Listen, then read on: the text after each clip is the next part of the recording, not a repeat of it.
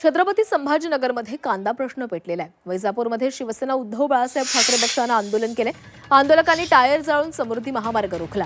आंदोलकांची पोलिसांकडून धरपकड करण्यात आलेली आहे। छत्रपती संभाजीनगरमध्ये कांदा दराचा मुद्दा चांगलाच पेटलेला आहे। संभाजीनगरच्या वैजापुरात कांद्याच्या प्रश्नावर शिवसेना उद्धव बाळासाहेब ठाकरे पक्षाच्या वतीनं आंदोलन करण्यात आले।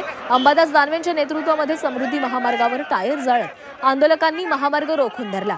कांद्याला हमीभाव देण्याच्या मागणीसाठी यावेळी जोरदार घोषणाबाजी करण्यात आली। या आंदोलनामुळे समृद्धी महामार्गावर वाहतूक कोंडी झाल्याने पोलिसांनी आंदोलकांना ताब्यात घेतले आणि वाहतूक सुरळीत केली। अंबादास दानवेंसह ताब्यात घेतलेल्या आंदोलकांना वैजापूर पोलीस ठाण्यात नेण्यात आले। आंदोलकांवर गुन्हे दाखल केले जाणार असल्याची माहिती पोलिसांनी दिली आहे। गाडी कुठे अरे कांद्याला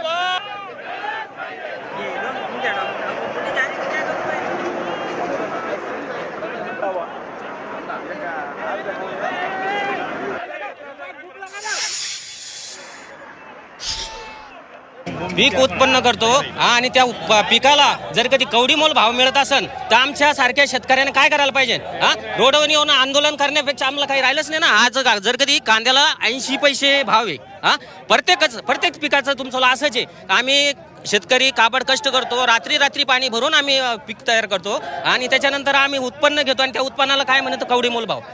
पण त्याच्यासाठी हे आंदोलन योग्य आहे का नाही तुम्ही सांगा लागलं तर, बरोबर आहे का नाही? आणि त्याच्यासाठी आता तर आंदोलन केलं, आणखीन तर पुढल्या वेळेस आम्ही पुरा चक्काजाम म्हणजे पुऱ्या महाराष्ट्रात चक्काजाम करणार आहे। 2014 जे देशाचे प्रश्न, शेतकऱ्याचे प्रश्न, सर्वसामान्याचे प्रश्न दिसत होते ते आज का दिसत नाही? पेट्रोलचे भाव डीजलचे भाव डॉलर बदला होता जा रहा, देश की किंमत जाती है, इज्जत जाती है। आता कुठे गेली त्याची इज्जत किंमत? हो, शेतीमालाला भाव मिळत नाही, परकेच्या 100च्या घरात गेलं, आता काही समजत नाही का?